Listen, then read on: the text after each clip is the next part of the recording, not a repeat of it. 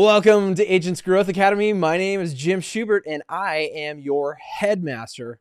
I hope you're ready to grow big or go home. Folks, I have a fantastic guest, somebody who I actually just light up when I see her in a room, because when she first found me, sought me out, she just was bounding over, and we were like, oh my gosh, we got to meet each other. So we'll tell that story in a second, but Ciara Gravier is our guest today, and she is about to drop some knowledge bombs on you about your agency brand is not what you think it is. Ooh, I like that. Before we bring her on, though, there's something that I think she and I kind of have in common because of something she's about to start that we can talk about, in a way of giving back to her community, and something you've heard me talk about before. I'm really big on people who give first before they ask for anything in return. And I have so many wonderful people that I've met doing this podcast and just getting to know throughout the industry who are really, really good at that. So I've put together actually a cheat sheet for you if you want to download it. If you go to agentsgrowthacademy.com/value, that is a cheat sheet where you can download some ideas for giving back before you ask for anything in return. Because quite candidly, that's one of the easiest ways to attract new business to you. And there's some people that are doing some great things. So I put some good examples in there for you. Let's talk about Ciara for a second. She has been in the insurance industry for almost 20 years. Me too. We're about the same there. She helped her parents start 2 scratch agencies, Allstate and an independent, that was sold in 2018. And she's now the founder and CEO of The Bunker Insurance and Risk Management. She holds several designations. She put 3 on here, but I feel like there's even more. CIC, CRM, CCIC. Welcome to Agents Growth Academy, Ciara. What's going on, my friend? Thanks so much. I'm so happy to be here and hang out with you for a while this morning. Yeah, absolutely. Were there 3 designations? I felt like on LinkedIn I saw some more. Yeah, there's a workers' comp one, PWCA, that I have, and then I have the CPIA one, but I'm probably just going to drop it. The CE is eating my time. So Oh yeah. yeah, Yeah. I'm That gonna makes sense. the CIC and the CRM one are the hardest ones, I would say, and then the CCIC one is one I got with Chubb for cyber Yeah. recently during COVID. I love when people invest in themselves, honestly. I mean, you're When yeah, we had those agencies, my dad, we never knew, youngish, right? So I didn't know if we were going to be in this agency world forever. And so my dad always sure. told me, you got to have a plan B. And so he was like, get your designations, prepare yourself just in case something happens, we sell, or, I die and you don't want the agency anymore, something happens. You Yeah. got to have a plan B, and then you can go get a job anywhere with having some, your experience and then some designations. So I took his advice, and then I did a couple. But here we are, Yeah. not That's awesome. sold, and now I'm still in the agency world. Awesome. Uh, you really could get a job anywhere. I know that because you have one of the most infectious personalities that I know. Aw. So when you and I were at Jason Cass's Brain Share in Kansas City, what was it, last month or the month before? Yeah, Time is I know. time is fleeting to me right now. Yeah, I don't know when I am, but we we were standing there at what was it, the bar that we went to that night? I forgot what yeah. it was, but it was like a Sorry. whiskey. Yeah. Uh-huh. But you literally, I felt like you bounded over to me and were like, "Hey, Jim!" And you and I had connected on LinkedIn already, so I kind of I knew who you were, but it was like you were so excited, and I felt like we were long lost friends in that Yeah, moment. and definitely. I Yeah. mean, even the time we spent this morning before hitting record, we could have kept going, and it was like, oh my gosh, we actually have to record a podcast It's together. Yeah. But yeah, you thank you. have my heart. You are one of my Oh, favorite people. So infectious. Um, I I have so many questions I want to ask you, but I want to just kind of kick off the theme here. You said if this interview were a master class, you would call it your agency brand is not what you think it is. Was there a pivotal moment for you where you said that phrase and you came to that realization? And then what have you done about it since then? Yeah, so having started in the captive world, first of all, out of high school, I went to the Art Institute of Fort Lauderdale for interior design. Ah, So I my went for wife interior. used to, she was an admission officer for the one here in Atlanta. Nice. Is that one still open? I Because the one in think Fort so. Lauderdale closed. Yeah, I don't know. What did you study? interior design. Nice. So the thing is that I didn't finish because my parents were in corporate America and Yeah. they lost their jobs. And at Mm, 49, my dad was like, I'm done with corporate America. We're just mm, going to go into business for ourselves. He took money out of his 401k, opened an Allstate. Zero insurance experience, zero business ownership experience. Neither wow. one of them had. And my mom worked for Equifax all her life, 32 years. Wow. And so at that age, he just took the leap and was like, I'm done leaving my future in the hands of these big companies. And so I was in college. I was at the Art Institute, and I didn't get a scholarship. I wasn't that good in school. I played around a lot, so I didn't do what I should have done. So they were paying out of pocket, and that school was pretty expensive. So Yeah. starting a business, they were like, "Too bad, you got to come and work for us, and then we'll send you back one day," which never happened. Eventually, my dad was like, "Listen, this is a career, a realistic career where you can live very comfortably, and you have the smarts to do it. Just do it." And so, thankfully, I'm a person that listens to most of what he says. He's always giving me great advice. So, and I have been blessed for that. So, Yeah. being in the captive world, you're not really encouraged to be any different, Hmm. right? You're supposed to fit a mold. And so, we had Gravier Insurance Group, last name insurance agency. That's like a lot of people do, right? Yeah. There's like zero creativity. Yeah. And when we opened up the independent, we realized, well, wait a minute, all these Allstate agents have an independent on the side. So my dad Mhm. was downstairs and I opened up the independent upstairs. And Okay. then with that one, again, we didn't really put any effort into our name, into our identity as an agency. We were just like, let's try to affiliate ourselves with something big. Hmm. And we did that, and we it's kind of embarrassing to say now, but we decided to go countrywide insurance, like countrywide mortgage, but Oh, wow. that failed miserably Oh, no. because we were getting phone calls about people's mortgages and not about insurance. Yeah. So it was bad. It was bad. You have to And change our your phone number.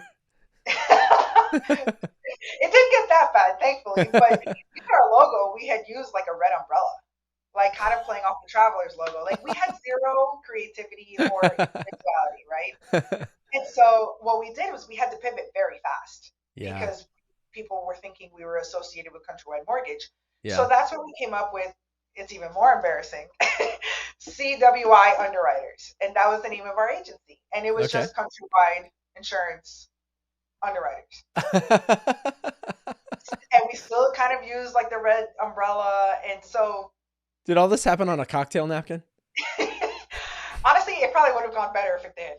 Maybe that's the problem. We didn't drink enough before we started thinking about these names. But honestly, that's when we realized we did a rebrand probably about 8 or 9 years into us owning that agency. We did it with APP with Kelly Hmm. Oh, Donahue, yeah. and Yeah. and we realized, man, it's really hard to build on such an abstract name. It didn't mean anything. Yeah. What does CWI Underwriters mean? I mean, thankfully, we had a little logo that was like a little Datsun, which we had a Datsun. We ended Oh, up partnering with the South Florida Datsun Rescue, so we were able to connect it that way. But that was unintentionally and coincidence. It wasn't yeah. done with that in mind initially. So we just got lucky that that fit in. Um, but we realized it's very difficult when you can't build a story or you can't close a circle of a marketing identity when you have such abstract names or the last name insurance agency. So Yeah. when I spoke about this at Better conference in April, I was like, listen, I don't want to offend anybody here that has last name insurance agency, but is that going to be memorable in 2035? Mm. And the reality, it might not be. Yeah. And it can be, but you have to package it right. That's the Yeah. goal. You have to build on it. You have to build the story. And Mm. so when we were building this agency, I knew I didn't want to make that mistake again. We had done it twice, kind of three times, right, with the name change. Yeah. So it is very hard to convey a feeling with last name insurance agency. The reality is it's important to you and how many people, especially where I live in South Florida, like Yeah. nobody cares, right? It's not, if you live in a small town, it matters more. You're known, it's different. Sure. But where I live, it does not matter. So Yeah. I knew that when I started this agency, I wanted to be something modern and something catchy, something that could be kind of abbreviated and it would look good on swag. And we did something. We started with the bunker risk shelter, right? And it didn't land. I thought it would land, and it Ah, didn't. I was going to The ask you where the logo, name came from. yeah. So the logo was like it looked underground, and there was like stairs walking inside of a bunker. I thought it Yeah. made sense. Everyone around me thought it made sense, but everyone around me also is familiar with this space. Yeah. So the public, it wasn't landing. We were getting Yeah. calls for being an animal shelter. Oh People were, no. And you're like, here we go again. we're like, no, that was the last agency where we did the dog rescue thing. We're not here yet. Everybody's thinking you were a prepper. Like, It's just like so. But it's interesting how you think it lands. That's yeah. the point. Yeah. But if it doesn't land with the public and they don't understand it, it doesn't matter what you say. It doesn't Yeah. matter what you think, because if your intention is not being received or conveyed properly, then it's not what you think it is.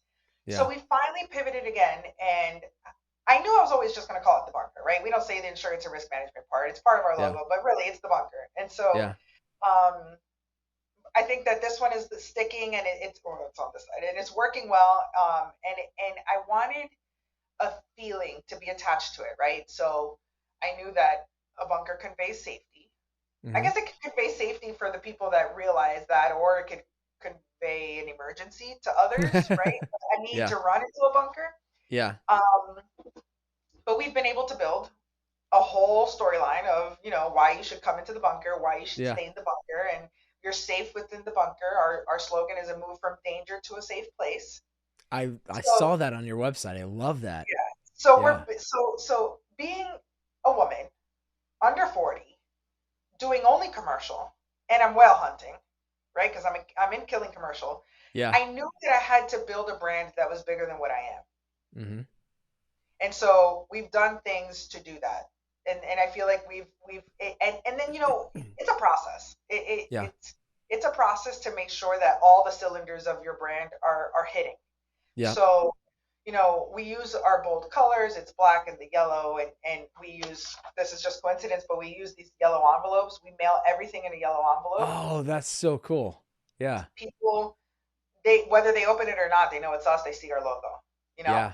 Yeah. So I in my presentation, I believe heavily on, are you marketing towards people's brain or their guts, right? Is it a Hmm. mind or a gut that you're trying to target? And the reality of it is that today, if you're targeting people's minds, it's not memorable, and it's not going to be enough for the future. Absolutely. Yeah, absolutely. One thing you said, you have to build a story. I fully believe that. I'm currently writing a book about storytelling in business, and there is so much power in storytelling. And you're right. You can't appeal to people's minds because we as humans, like it's scientifically proven, we make decisions based on our gut, like you said, You know what right? that is called? It's the What? vagus. It's the vagus nerve. The vagus nerve. The vagus nerve Do is what tell. tells, yep, it's what tells your mind. That's the nerve that sends the message from your gut to your head about anything. Wow. Anything you're doing, it's that nerve. That's also the nerve that like helps with anxiety. It helps create memories. That's the highway from your gut to your brain, and Does it that's have why anything we to make do with decisions. Vegas? I don't think I so, was like, and is that the nerve that tells me to pull the lever?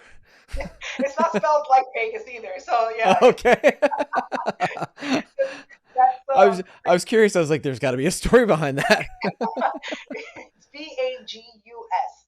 Okay. That's yeah, but Interesting. but so this was part of my presentation as well, and it's like, you know, it's a thing called sensation transference. I'm gonna give you my whole presentation. That's not what Oh, this is please about. do. Please do. Oh, But by the way, before you keep going, like I have to tell you, mad props, and I'm like bowing down to you right now because you've had your insurance agency open, this one, the Yeah. Bunker, for just a couple of years, right? Since Yeah. 2019. You opened right before this little worldwide event called the pandemic. Is that right? Yep. Correct. The fact that you are already public speaking, I'm in awe of. And you spoke at the Better Conference, right? Yeah. Yeah. Okay. It was I'm in great. awe of you. Well, thank you. Thank you. It was, You like to get out of your comfort zone, don't you? no, I don't enjoy it. Honestly, I don't. I would have never, ever, ever in my life ever volunteered for that, but I got voluntold. David Oh, you're volunteered. fantastic. Yeah. So, and then the thing is, I can't say no. If I'm given the opportunity, I'm not going to let him down. And then I also can't let all the women in this industry down either. If I Yeah. get an opportunity, I got to represent. I can't. So whether I wanted it, I just had to do it, and I had to kill it. There was no Yeah. option for failure. I So love it. that's kind of what I did, and You're I worked on fearless. that. Yeah. You're fearless. I'm becoming that. You're I'm not fierce. by nature. You're fierce. Yeah. I think I've always had it in me to be fierce, but it's different when you're when not in this spotlight of like the insurance public eye. That's not what I mean, but just Yeah. like as a business owner, Absolutely. the eyes are on you, and so it's you have to do things that you would have never done. Yeah. So tell me, yeah, I totally agree. Tell me a little bit more about what you talked about in that speech. Yeah, so sensation transference is the thing where, we all connect to things that we love, right? So think about food. What's your favorite food to eat? Whatever that Macaroni is. and cheese. Okay, why? Because it makes me feel really good, and it's like my comfort food, and I just I feel really good eating it. And I know it's not healthy for me, but I don't care. That's fine. You probably have a memory that has connected you to that food, that it's your comfort food for a reason. There's something that attaches you to that food. It's either an experience, a memory, a feeling. Did your grandma make it? Sometimes you don't even think about it. Like sense, like you walk into a bakery and the smell of something can take you back to an area, to a time period, right? A memory. Yeah. So it's this thing called sensation transference. So that's really what we're trying to do, right? With our agency brand. It's to hit the gut, make them have an emotional connection. But it's insurance. That's hard to do. Like, who's emotional about insurance, right? Yeah. It's difficult, especially because it's easier on the life insurance side, right? Because you're playing on tragedy. You're painting the worst case scenario and trying to hit people in the gut with what are your children going to do if you go. That's people get emotional when the rates go up. That's a different kind of emotion. Yeah. So building this agency from scratch again in a space where I've never done large commercial. We bought an agency where we had a couple accounts that were larger, but we didn't go get them. So I didn't know how to go get them. Yeah. So being in this space where I'm playing against the larger big box agencies, right, that have all these services and the national recognition, I had to do something to be different. Yeah. And they're all playing on the mind card. So I'm trying to come in on the gut. So, we're emailing. We have a cycle for our prospecting where we email, we call, we drop off a box that has a coffee mug, and it has some coffee and a handwritten card, and it's labeled with the Bunker. It's got the yellow paper in it. I'm trying to be there for when their agent messes up and they have a problem. We have our ideal targeting list. So everything that we're doing is trying to just really convey to their gut that we're risk managers, we're consultants, we're professional, we're knowledgeable. Don't let our age fool you. That's kind of why I have all the designations as well, because that tells their gut something. Yeah. They might look at me and say, well, she looks young. What does she know? Yeah. But wait, she's done the time, right? Yeah. She has all these letters. That's all intentional to try to be bold and build this bigger than I am, agency right now. Yeah. It's actually brilliant. I was going to ask if you're a psychologist, because we've talked about the vagus nerve. We talked about sensation transference. Like, I did. I feel like there needs to be a couch behind you somewhere. Billy Wagner told me, he goes, the good thing about public speaking is that you become an expert at what you're going to speak at because you research it. Yes. And that's what I did, because I always knew, from my short year at the design school, obviously your eyes have a lot of power on what you do and what you buy, what you perceive, all that stuff. So I knew some of it, but doing this research on the vagus nerve and the power of sensation transference, which you don't even know, and that's what these product companies use to get us to buy things. Sometimes we Yeah. buy things because we like the package. We don't even like what's inside of it. It's so true. It's so true. Our COO, who I have known since we were 3 years old, and he always talks about like his brand loyalty, and he's like, Jim, I literally, they could be doing things totally different than they used to, but I am so brand loyal that I will always, like I will always eat Kraft macaroni and cheese. I will never eat Annie's. Like, Yep. dude, Kraft is nasty. Eat Annie's. He's like, I Take it can't. from the mac I'm and so cheese brand expert, loyal. right? Yeah, yeah. It's crazy. It's crazy when you think about it, and even like the power of community that agent. Now brands are becoming communities almost. Like think about Peloton. I waited during COVID for a Peloton. I had never Yep. ridden one. I had never seen one My in wife person. is currently next door on her Peloton. Yeah. I call And it why? hers. I mean, it's ours, but she's the only one that uses it. Why? Why did I have to have a Peloton? And I waited 7 months. I was paying for a bike that I didn't even have because of the Yeah. shortage. But Yeah. it's because of this. My gut felt like there was no other bike that was worth it. I had to be a part of that community. I wanted to be able to ride with my friends. Like it's crazy how the Yeah. power of that. Yeah. And going back to story too, I think there's a lot that, you're talking about sensation transference. God, I never heard that term before. I love it. I love it.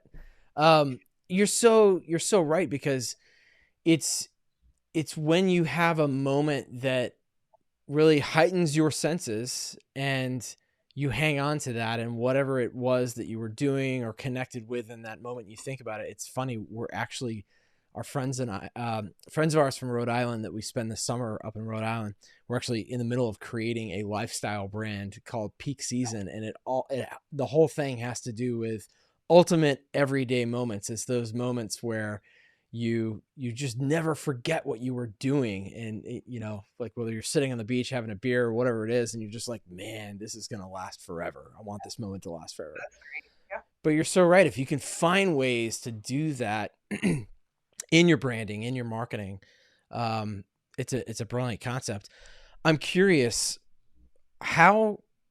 what are some like concrete ways, things that agents should be thinking about, and agency owners, in terms of taking control of their brand? Because I love the title that you gave this. Your agency brand is not what you think it is. Mm-hmm. So if agents find themselves, in a situation where they're like, this isn't working, we need to do something different, what are some steps that they can take? What are some things that they can implement?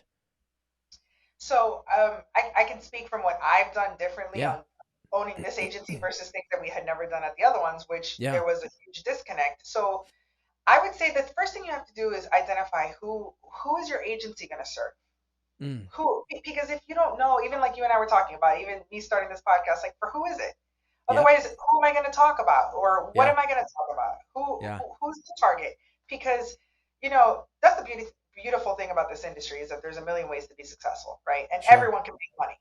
So, but really, if I knew I wanted to be a commercial insurance agency, and I know that I want to write profitable, larger commercial, so I don't have to hire a bunch of people, and I can run it, a slimmer agency in for a while, right? Sure.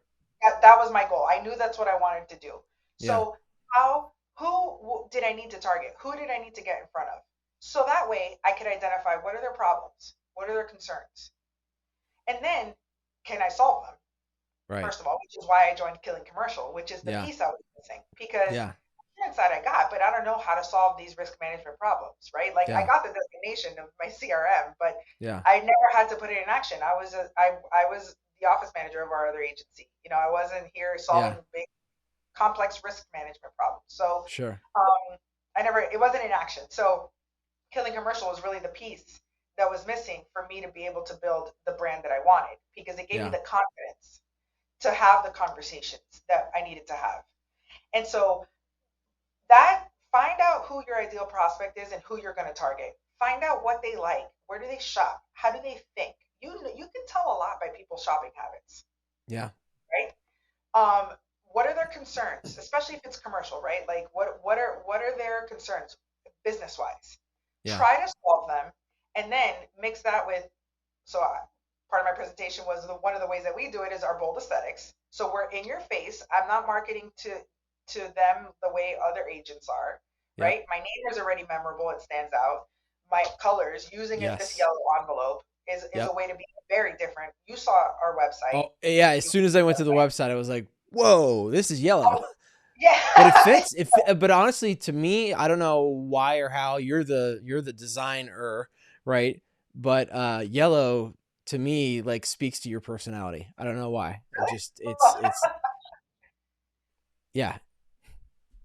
It's Thanks. very direct. It's Yeah, very like upbeat. Yellow to yeah, me is an upbeat color. It's not a, sad color. So, right. yeah. And so, and a lot of insurance agents don't use it. Yeah. A lot of Yeah. insurance agents are blue or green, so I Yep. wanted to be different, right? Yeah. It's proven. If you look at Yeah. 100 agencies, a lot of them are using blues and the greens because they have their own tactics with that too. I just wanted everything I wanted to do was to be memorable and different. Yeah. So, um, the Brand Gap is a book. It's more for product, type packaging, but I did read pieces of it, and there's a graphic designer named Marty Newmeyer. He has helped people. There are brands like Apple and Google, and he talks about what branding is and how it's evolving, right? And his Yeah. concept is it's not my concept. The name of this podcast, but it was a part of my presentation, and it's basically that he has a theory that your brand is not what you say it is; it's what your customer says it is. Oh Because yeah. ultimately, every single one of your customers has their own version of your brand within them. Mm. So if you think about that and how powerful that is, right? Yeah. A customer that has a bad experience with you, that's what they're going to talk about. And Yeah. that's their brand of you and your Yeah. agency. The Yeah. customer that has the great experience has a different brand of you. Yeah. So when you realize that you can say great customer service, you can say, family owned and all of those things that are very typical that we use in this Mm-hmm. industry, and it doesn't matter. It doesn't land, first of all, it doesn't hit their gut, and everyone says that. Yeah. So, one of the things that I think also helps is having your people talk about your agency the same. Define who Mm-hmm. you are, what you do. So he suggests doing the focus test, where you answer 3 questions. Who are you? Why do you do it? And why does it matter? So, Who are you? uh-huh. Who are you? What do you do? And why is it important? Why does it matter? Why does what you do matter? Mm. So when I sat down and answered these questions about us, the bunker, that is the foundation of how we communicate about ourselves. We're not insurance agents, we're risk managers. Because it conveys uniformity, right? In what we say we do and in our branding and the colors and the boldness. And it reaches a gut. Do we talk about price? Eventually, yeah. It's people are sensitive about price. But are you coming to me because you've heard that I saved your cousin $5,000? No. What do your Google reviews say about your agency? If you want Yeah. to know what your customers think about you, read your Google reviews. Are they all about saving price or No. saving money? Yeah. No. No, they're not. Good. Yeah. And to that end, actually, one thing we're getting close to implementing is video reviews Mhm. and Oh, good. having people, yeah, and having people actually like giving them, taking what I've learned about storytelling and giving them kind of a prompt. So, because if, for instance, if you're, most of the Google reviews we have are like, great customer experience. It's a lot of the same things you said, right? Great customer experience. They did save us money. Some people say that. What I'd like for them to say is, what was life like before you started working with us, and what's life like now? How are you transformed by what we did? What I want people to say is, oh my gosh, I was so busy. I had no time to sit and think about what my business insurance needs were, and how I needed to save some money or change this, or how I wasn't getting this particular coverage. Like I didn't have EPLI, and holy cow, I was facing an EPLI claim or something like that. But then I talked to them, and you know, number one, they took all that off my plate. I had more time to focus on my business and that kind of thing. Like we want to see how they're actually transformed. Well, the thing is that if you think about it. That's why it's so this concept that he has of, it's not what you say it is, it's what your customer says it is. That customer that you did that for, or if that was a real scenario, right? When they sit down at their association meetings, let's say they're plumbers, right? And they sit down at that association meeting, they're an ambassador of yours. And they're going to say, listen, I just came to this agency and they sat down, they made it easy, and they found this, this, and this. It's not about price at that point. And that customer confirms that they understand your brand and what you are and what you do, right? Yeah. It's very different us being the owners saying, great customer service, we save price, we make your life easy, we turn around your certificates. That's not why people, I mean, and it still might be why people stay now, but the thing is that the world is changing so fast.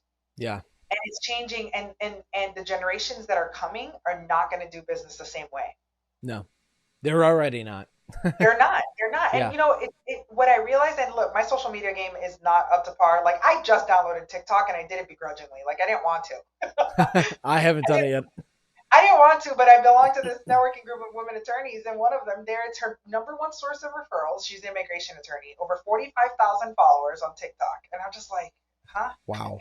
Like crazy. So wow. I know my target market's still not on TikTok, but the algorithm, they're just like, do it for the algorithm for you to be found, fine. But the reality of it is that my social media game is not up to par still. But what I realized even in doing this research is that right now, what gets people attached to, or what gets companies attached to people's guts, is aesthetics and what you look like, right? And the reality of it is that the agency that has a stronger, vibe, let's say, and I hate to use that word because I hate the fact that I can't go to a restaurant without, like, people taking pictures of their food everywhere. Like, it's just like, I'm kind of a boomer, honestly. I'm kind of a boomer. But I'm irritated by those things. Like, just enjoy a meal. I mean, I do it sometimes, but like, this Instagram culture and this social media culture, where it's everywhere, and you can't do anything, without that. But the reality of it is that there's going to be very qualified agencies and agents that will not even get the opportunity because they're not found where the people are going.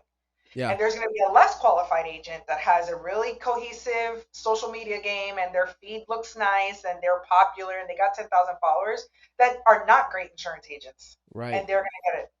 Yeah. And that's a shame, right? Yeah, it is. This is an industry where education matters. Yes. And the most qualified agent should be getting the business, not the one that has the better Instagram feed. Yeah, so there's a couple of things I want to go back to based on what you just said. First, you said education is super important in this business, right? I'm curious, so for those that don't know, by the time people listen to this, you probably will have released your first couple of episodes on your brand new shiny podcast, which I know you're still developing. Yeah, no, it's cool. I know you're still developing it, but I think one thing you'll realize with having a podcast, and I'm sure you already realize this, is that it is a platform where you can help educate people. I mean, even this one, right? Agents Growth Academy. We're sitting here having really great conversations about branding, right? It's teaching people something. I'm a former English teacher. That's actually one reason why I love doing this. Right. But with a podcast, I have to imagine that you're going to be able to educate people, whether you're interviewing local business owners or other insurance agents or, people outside the industry, whatever. It is an opportunity for you to educate. Can you tell the audience though, because the story of you even creating a podcast was almost like, oh man, tell us what happened. Why did you decide to do that? Yeah, so I was at the Better Conference in April in Arizona, and I think it was on the last day. They had a panel of insurance agents up there, and so JC was up there, Ashley, James Jenkins, I think it was, and I don't remember the fourth person, but Brandon Smith was up there, and he was running the panel. You could text questions, and so somebody asked James Jenkins, how has having a podcast impacted your business, even though it's an industry podcast? Yeah. And he said it was immense, that the impact on his business has been huge, even though he's not using it for prospecting for risk. Well, just the like we were talking about, right? Just the giving, Yeah. of to a community, not even to the Yeah. local community and his business owners, right? Or in his community, it was just a community. Even that, right? It doesn't even have to Yeah. be directed. Just the spirit of giving and helping and educating. He says that it had been in a massive impact on his business having that podcast. So Brandon Smith asked people in the audience. There was about 300 people. How many people here have a podcast? And 11 people raised their hand, and we were looking around like, that's it. I thought it was going to be way more. Yeah. So my dad's been telling me. I told you I listened to everything he says except this one. Apparently, Dad, I hope you're listening. yeah, you should get a podcast. You should get a podcast. And I'm like, yeah, what am I going to talk about, right? Like who, like why? And then I sat there and I was like, well, wait a minute. 11 people out of 300, and it's an industry specific room, right? So I would assume that if I was in a plumbers convention or it would be even less. Yeah. Right. Yeah. So on that flight home, I came home and I was thinking, and I was just like, maybe I should just do it as a way for prospecting and to give back to my local community. And also, I'm at that age where I'm very, very blessed in my life overall, but also just, I'm 38, a business owner, and I feel like anybody, no matter the age, but just starting a business is difficult, right? Yeah. So I also have a lot of friends, thankfully, in this industry that are CEOs of very successful companies and have gone through the growing pains, and I call them for help personally. So if I can bridge that advice over to my community, where it doesn't matter what industry you're in, every business, this is also still a business, whether you're an insurance agent or not. Sure. Which is funny because one of the things that Chris Paradiso said, that last day at Brainshare, I was sitting at his table. I think you were next to me at the table. Yep. And the gentleman that was sitting next to me asked him a question about, like, I really like producing, but I don't know, like, and he looked at him and said, the day you start running your agency like a business is the day you start building your wealth. And I thought to myself, you see, that right there, and I overheard it. I wasn't even a part of that conversation, and I thought to myself, you see, that's the kind of stuff that business owners, even myself, need to hear as a reminder. Yeah. Absolutely.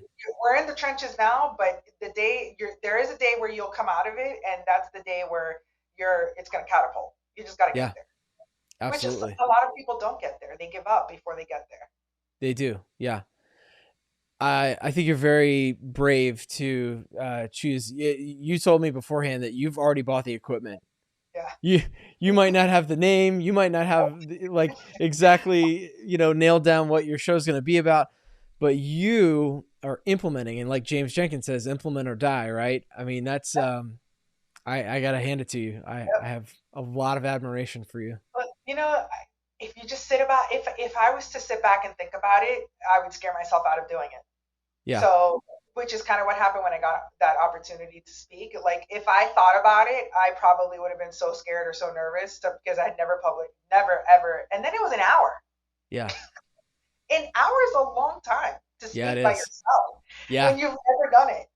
Yeah. An hour. Yeah. Well, I also admire you for that. Because that is something I would love to do.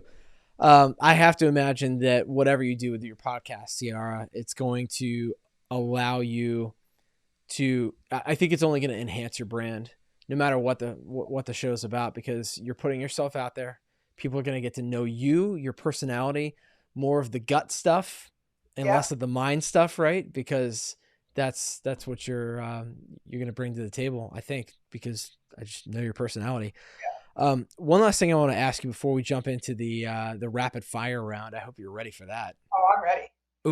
Oh, good. See, you are fierce. Oh man, I tell you, you were one of my favorite new friends that I've met.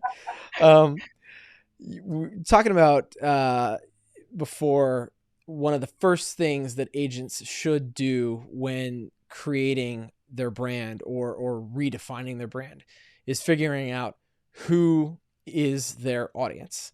And one of the things that you talked about on the podcast with David Carruthers was how when you started the bunker, you were using telemarketing, and I know you've had some changes to that whole platform. You're kind of reassessing it, but tell me what you learned through that process, because it was something you said about workers' comp that I just hadn't even thought about in terms of like knowing who your audience is. Yeah. So we right when COVID started, like, so I started November 2019, right? January 2020, I signed a lease for an office. I brought in 3 employees, 3 appointment setters. This was even before I joined Killing Commercial. I just knew I needed to get some appointment setters. I know Yeah. commercial business still react to cold calls. At least down Yeah. here in South Florida, it works. Yeah. So I got 3 people on the phone, 9 to 4 for that, right? And COVID happened, everything went, bye bye. And so I Yeah. had to let them go, all that stuff. In that meantime, I did join Killing Commercial, which I think we were able to utilize that time where, I mean, we started from zero. So Yeah. I didn't have much to do other Yeah. than invest in myself, right? So Sure. we did that program. We learned it. We spent hours in David's head. We would book appointments with him.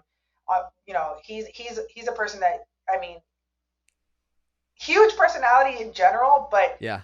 he cares He so much does. about all of Deeply. us winning as an Yeah. industry. Yeah. So he's so busy too, and he just makes himself so available. He's like, if the time is on my calendar, book it. And so we did it. We didn't Yeah. feel bad. We booked our time, and we Yeah. learned from him. And so, um, what was the question? Yeah. So we're Oh, talking about the the market. telemarketers and the workers' Yes, comp part. Yeah. yes, yes. Yeah. Okay, so what we realized was when we hired this appointment setter, we realized that we were getting these lists, and they weren't clean enough. A Hmm. lot of the appointments that we were getting were not the ideal clients that we had defined that we wanted, and Yeah. some of this is by trial and error, right? And so we Yeah. realized, well, we need to go on ahead and clean up this list a bit, at least with some sort of threshold.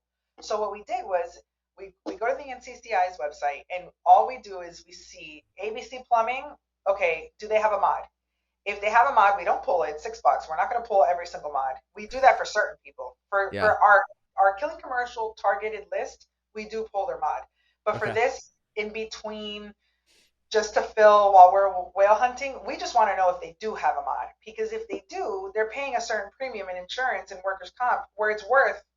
They probably have a couple trucks. They probably have at least 10 employees. Maybe 4 admin people, maybe four on the road. So we decided to do that, to clean up the list, and that we're Yeah. still doing it. I'm actually doing it for the year.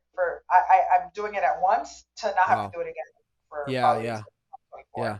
And then we'll get the appointment setter back to really be able to write and prospect within the pool that we need, right? David says Yep. it in Kill Commercial. If you want to write $1 million accounts, then only prospect $1 million accounts. Yeah. It sounds like it's difficult, but it's true. So we're trying Yeah. to. We have 2 buckets. We have the bucket of, do you have a mod? Okay, well, this is going to help us pay our bills until we get those whales that we're also Hmm. working Yeah. on. I So love it. Yeah. that's kind of It's a great story though about like defining, very quickly, and it's such a powerful very. tool. Like I, I mean, I know that most people know that, but just to like sit there I mean, and you'd be think about surprised. that and say, right? Yeah. I don't think so. So I mean, that's a good way to realize just off the bat the size of a company. If they have a mod, they're big enough to pay. I think it's $5,000 in Yeah. in workers comp. So which it's probably more that they're It's paying. brilliant. So they It's, you br- know they have a couple other lines. yeah. So that's kind of our quick that's our quick fix for the paying the bills types of customers. I love it. I love it. God, you shared so much good stuff. Are you ready to share some more during the rapid fire round? I'm ready. All Let's do right. it. Bring it on. What is one piece of technology that you can't live without? I mean, it is technology, but Canva. Canva. Canva. Yeah. Canva's where I Spoken like do. a true designer. Yeah, can't honestly, like, I don't know how to use like Photoshop or any of those Yeah. things. So like Canva's the only place where I can look like I am a graphic designer, which I'm not. Yeah. But Yeah. it's funny because after my presentation, everyone's like, "Where do you do that yourself or do you pay someone?" I said, "No, Canva. It's $12 a month. It's the best. Canva makes you look Anybody, so good. anybody can be a graphic designer with Canva. You save your agency brand Yeah. template, Yep. and then all I do is I pick a design that I like, and then I just change the colors to be my colors. Yeah.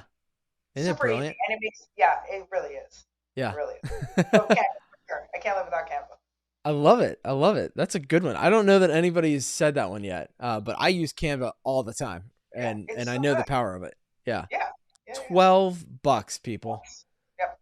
Why are you not paying for this? And, Anybody and out there that's listening?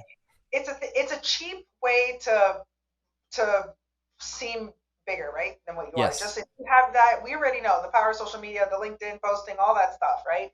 If Yep. it looks good, people will stop and read it. Yeah. No doubt. So No doubt. Canva's a way to do that. I love it.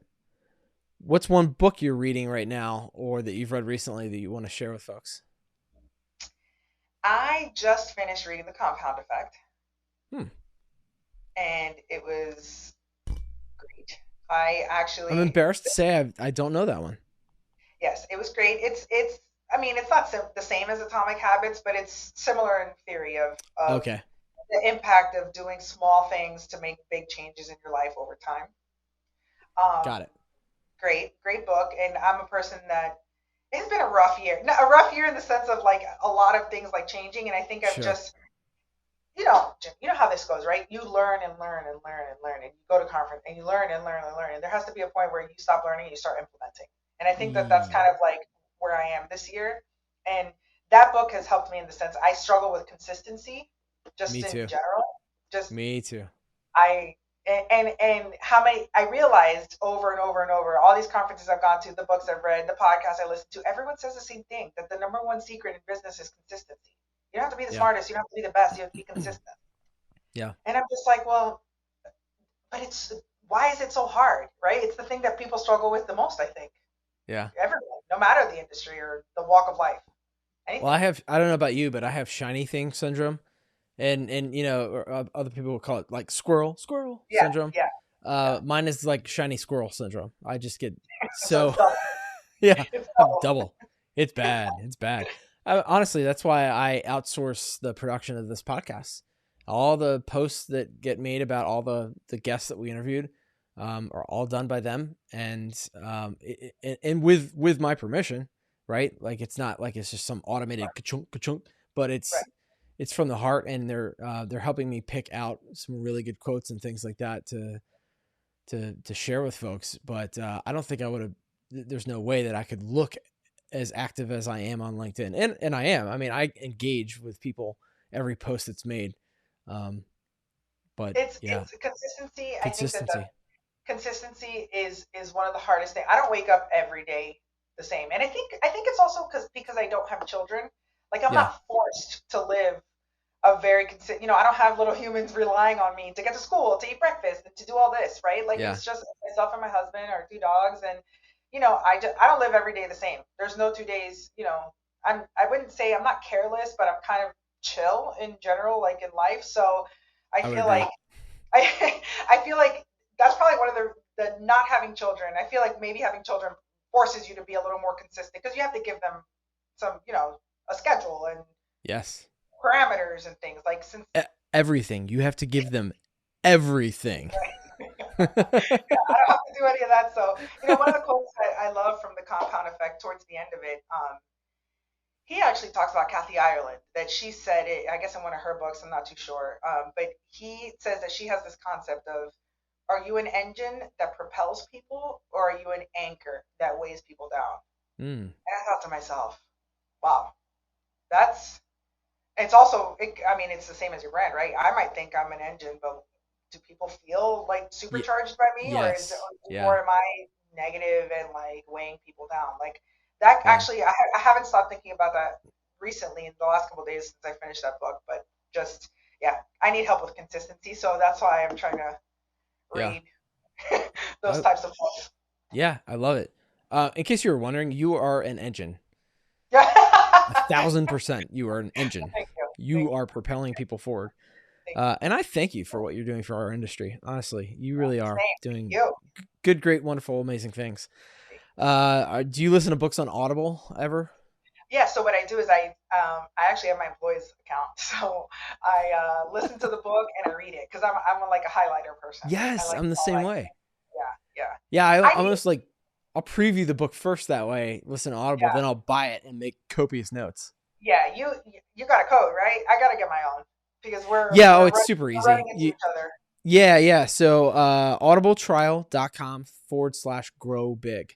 Yeah, And they give you a free book. I think if you're already an Amazon Prime member, they give you two that you can download and listen if you're not already a member. But audibletrial.com/grow big. Yeah, yeah, super, super easy to sign up for that too. yeah. Um, all right. I love this one. This one's been fun to ask people recently because I did change what I was asking people. What is one piece of advice you would give to your younger self? Well, besides, I would try to target this consistency problem Okay. younger. Yeah. But outside of just, try to build consistent habits now in my youth, I think that what I would, um, I mean, I probably would stick with consistency because even like I'm not trying to get like real personal here, but even just, I've recently lost a lot of weight as well. And managing your weight is something that requires consistency. Big time So consistency. I Yeah. feel like, yeah, and so I feel like that also has. I mean, I'm not a health freak by by any stretch. Like even in my Well, you're not a presentation, freak if you care about your no, health. You know that, right? right. But like I'm not like I'm the kind of person. Even in my presentation, like I had two slides about Chick-fil-A. Like we were talking about Chick-fil-A. Like I I love Chick-fil-A. I do love Chick-fil-A. I mean, who doesn't? So I know. it's one of these things, but really, I think that also this has been a pivotal year for me as well because I've also been able to get my health under control, and Yeah. I think that as a business Good owner, for it's you. important. It's Yeah. important that they rely on each other. Honestly, it's one and the same. You don't perform if you feel bad, Yeah. You're a and I don't. thousand percent Yeah, correct. and I don't Yeah. think that I would be taking the risks that I'm taking and pushing myself out of the comfort zone if I had that extra weight on me. So I Yeah. think that I think that consistency, even in all aspects of my life, is what I wish I would have learned younger. Yeah. But I think I'm still pretty young to implement it. So hopefully it's You, listen, you are, and let's just say we are. I'm 44. I'll be yeah, 45 in here, October. So I still want to yeah, feel young. So can I still yeah, be in that category with you? yeah, for sure, for sure. Sweet. Okay. Yeah, Good. no All right. I know it's hot in Florida, but I'm just going to ask you anyway. If you had the choice between eating a hot bowl of soup Oh, or hot chocolate and gourmet marshmallows, what would you choose? hot chocolate all the way. Yeah. Hot chocolate, not a soup person Yeah. at all. Awesome. Yeah, yeah. Well, definitely, I'm unbelievably excited to send you some gourmet marshmallows and hot chocolate. And when I say gourmet, I mean they are big. They are Nice. big, Well, but we're you going. will We actually love rented them. we rented a cabin up in. My uncle lives in Blairsville Oh yeah, there, and so we're going. yeah. We rented a cabin in Highlands in North. It's the North Carolina side of the Blue Ridge Okay. Yep. Hmm. Mods because I'm taking my dogs and I couldn't find any that they were all booked already for that Christmas week. So I'll take them with me up there and we'll enjoy it up there when You we go can visit him. you can Yeah. take it with you. Yeah. So Yep. I'll be sending. I can't wait to send you the marshmallows from our friends at Mountain Mallow, and for our guests that are listening. If you want to go get some now, Ciara's going to get hers for free. Can't get everybody for free. But if you want to check it out, just go to mountainmallow.com. And when you check out, you get 15% off if you use code GROWBIG. But you're going to love it. We I'm gave it excited. this past year to our staff, like when people were still kind of locked up in COVID and we weren't doing our employee appreciation brunch, and they loved it. They loved it. So my Nice. kids Nice. loved it. I loved it too Yeah. much, a little too much. That's great. Um, awesome. Ciara, one final piece of advice or actionable step for our audience based on what we talked about today. I think that I would say invest in yourself. Mm, Invest in yourself. I think again, like I hate to be on the soapbox, but really everything I think this year has been so pivotal for me because of during the worst time of owning and starting a business, right? The yeah. first year, literally Yeah. within 5 months, COVID came, and I think that if I wouldn't have used that time and Yeah. invested in myself, like with joining Killing Commercial, I would have, who know, I probably wouldn't be here. I Yeah. was able to pivot quickly, And I think that, and opening myself up to that opportunity and taking the chance on myself. And, obviously it's something my dad believed in as well.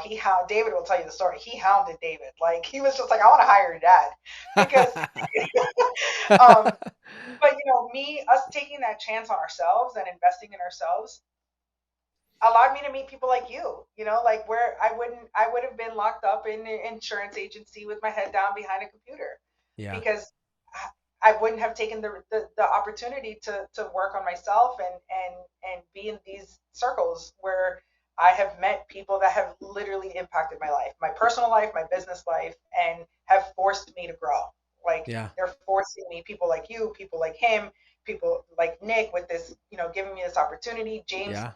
we text each other all the time, and he's, you know, having a tribe of people that believe in you, and I would have never gotten here if I wouldn't have taken that opportunity to join Killing Commercial. And it's a monetary investment to do, and it was worth it. It was worth it on the first year, but every year it exponentially grows the dividends I've gotten back from investing in myself. Yeah. Oh, I love it. That was such a good piece of advice. And you know what? You just described a lot of propellers, a lot of engines that are propelling people forward. And you are one of those. You really are. And I'm so glad that I know you. I honestly, from the moment you bounded over and gave me a hug, I was sold. Oh yeah, I I'm a was hugger. sold. I know. Unfortunately, I am too. I can imagine what that's like when you meet someone who's not. Yeah, right? What do we do? What do we do? Oh, but gosh, ever since you've become part of my life is better because you're in it. So thank you. Honestly, I have caught up on all your podcasts, and I feel the same. I feel like no. I know you. I feel like I hope you weren't driving and you fell asleep. No. It's actually very soothing in traffic. I'm gonna start playing jazz music at the beginning. Little Kenny G. Banquet hall dinner music. Yeah, that could be dangerous though. Yeah, Ciara, where can people get to know you? How can they get in touch with you or learn more about you if they want more Ciara in their lives? I am on Instagram. It's not a lot, but it's at Bunker Your Risk. Our website is also bunkeryourrisk.com. I'm on Facebook. I'm on LinkedIn. On Facebook, I'm Ciara Gravier Hagopian. That throws people off sometimes, but LinkedIn, it's Ciara Gravier. I feel like social media is the easiest way. Like, I'm answering DMs, and like those chats have facilitated communication, right? It's great. Yes. So my email is ciara@bunkeryourrisk.com. So I'm here, available. I love it. You are here. And I'm so glad you're here. Thank you for this opportunity. This is great. And I'm so happy that, I got to meet your brain chair and really, have a piece of you in my life now via your podcast consistently and what I see online. And now I got your cell phone number, so you're done. Oh man, I'm screwed. No, kidding. I love it. Stick around for me for 1 second, but thank you again for being on the show. And for everybody else out there, grow big or go home.